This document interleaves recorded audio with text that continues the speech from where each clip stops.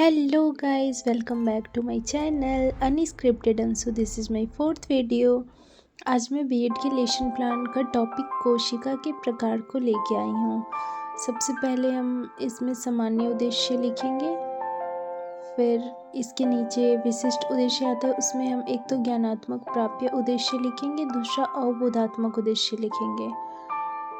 फिर शिक्षण सहायक सामग्री, टीचिंग एड्स, जो भी चाहिए कक्षा उपयोगी समस्त सामग्री, विद्यार्थी कोशिका से संबंधित तथ्यों का विश्लेषण कर सकेंगे। पूर्व ज्ञान में हम लिखेंगे छात्र कोशिका के प्रकार के बारे में सामान्य जानकारी रखते हैं।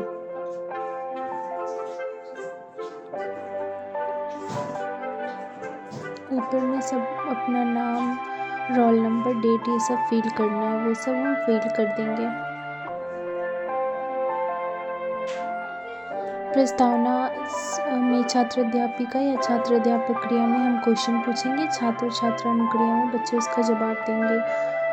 पृथ्वी पर कौन कौन से जीव रहते हैं, इसका आंसर बच्चे देंगे मनुष्य, गाय, भैंस, कुत्ता। दूसरा क्वेश्चन हम बच्चों से पूछेंगे, मनुष्य, गाय, भैंस, कुत्ता आदि इन सभी जानवरों के शरीर का निर्माण किससे हुआ है, तो बच्चे इसका जवाब देंगे कोशिका से। फिर तीसरा प्रश्न हम उनसे करेंगे, कोशिका कितने प्रकार की होती हैं, तो यहाँ पे बच्चों को नहीं पता है तो ये प्रश्न समस्यात्मक हो जाता है। फिर उद्देश्य कथन हम लिख देंगे, छात्रों आज हम लोग कोशिका के प्रकार के बारे में विस्तार पूर्वक अध्ययन करेंगे। फिर इधर हम 4 खांचा बना लेंगे, उसमें शिक्षण बिंदु, छात्र अध्यापिका क्रिया, छात्र छात्रा क्रिया, विधि या प्रविधि। तो हम सबसे पहले व्याख्यान विधि से स्टार्ट करते हैं कोशिका के प्रकार के बारे में।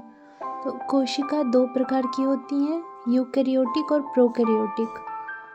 यहाँ छात्र छात्रा ध्यानपूर्वक सुनेंगे और विधि व्याख्यान विधि होगी। यूकैरियोटिक वे कोशिकाएं जिनमें सुस्पष्ट केंद्रक पाया जाता है, इन्हें यूकैरियोटिक कोशिका कहते हैं। वहाँ पे उसके कुछ उदाहरण भी लिखे हैं। फिर दूसरा होगा प्रोकैरियोटिक, वे कोशिकाएं जिनमें कोई अस्पष्ट केंद्रक नहीं होता है, इन्हें प्रोकैरियोटिक कोशिका कहते हैं। उदाहरण होगा इसका जीवाणु, नीले हरे शैवाल, कवक इत्यादि। फिर और भी इसके बारे में हम लिख लेंगे कुछ कुछ, जो यहाँ पे मैंने लिखा हुआ है, आप इसको देख के लिख सकते हैं।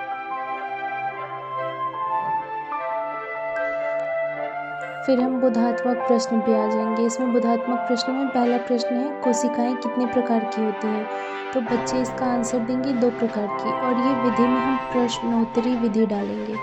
फिर दूसरा क्वेश्चन हम पूछेंगे, कोशिका के संगठक को क्या कहते हैं, तो बच्चे बोलेंगे जीव द्रव्य। तीसरा क्वेश्चन होगा पादप कोशिका तथा जंतु कोशिका किसे कहते हैं, तो ये प्रश्न समस्यात्मक हो गया है, बच्चे इसका जवाब नहीं जानते हैं। तो अब हम व्याख्यान विधि डाल के पादप कोशिका तथा जंतु कोशिका में अंतर को स्पष्ट करेंगे।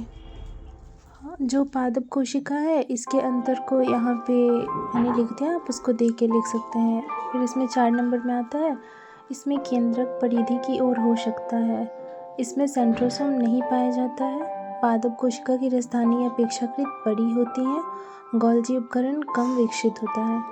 जंतु कोशिका, इसमें कोशिका भित्ति नहीं पाई जाती है, रिक्तिकाएं छोटी होती हैं। जंतु कोशिका में हरित लवक नहीं पाया जाता है, इसमें केंद्रक अधिकांश मध्य में होता है, इसमें सेंट्रोसोम पाया जाता है। जंतु कोशिका में राजधानियाँ अपेक्षाकृत छोटी होती हैं, गोल्जी उपकरण पूर्ण विकसित एवं अस्पष्ट होता है।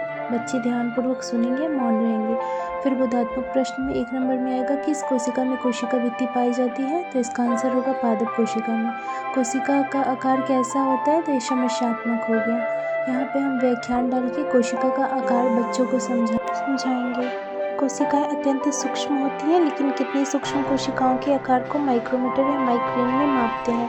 1 माइक्रोमीटर 1 मीटर का 10 लाखवां भाग होता है, यह 1 सेंटीमीटर का 10,000वां या 1 मिमी का 1000वां भाग होता है। सामान्यतः कोशिका का आकार 0.5 माइक्रोमीटर से 20 माइक्रोमीटर तक होता है। कुछ बैक्टीरिया तो मात्र 0.2 माइक्रोमीटर तक होते हैं। औसत जंतु कोशिका की लंबाई 20 माइक्रोमीटर होती है। मानव शरीर में लाल रक्त कोशिकाएं सबसे छोटी तथा तंत्रिका कोशिका सबसे बड़ी होती है। अब इतना व्याख्यान करने के बाद हम बच्चों से बोधात्मक प्रश्न पूछेंगे। पहला क्वेश्चन है, कोशिकाओं के आकार को किस में मापते हैं, तो इसका आंसर होगा माइक्रोन में। मानव शरीर की सबसे छोटी कोशिका कौन सी है? तो बच्चों ने इसका आंसर दिया लाल रक्त कोशिकाएं। तीसरा प्रश्न हम उनसे पूछते हैं मानव शरीर की सबसे बड़ी कोशिका कौन सी है? तो बच्चे इसका आंसर देते हैं तंत्रिका कोशिका। हमने बच्चे से कोशिका के प्रकार के बारे में जितने भी क्वेश्चन पूछे वो सुविधा अनुसार आंसर देते हैं, यानी उनकी जितनी भी समस्या थी वो ख़त्म हो चुकी है। अब हम आगे श्यामपट्ट सारांश की तरफ चलेंगे।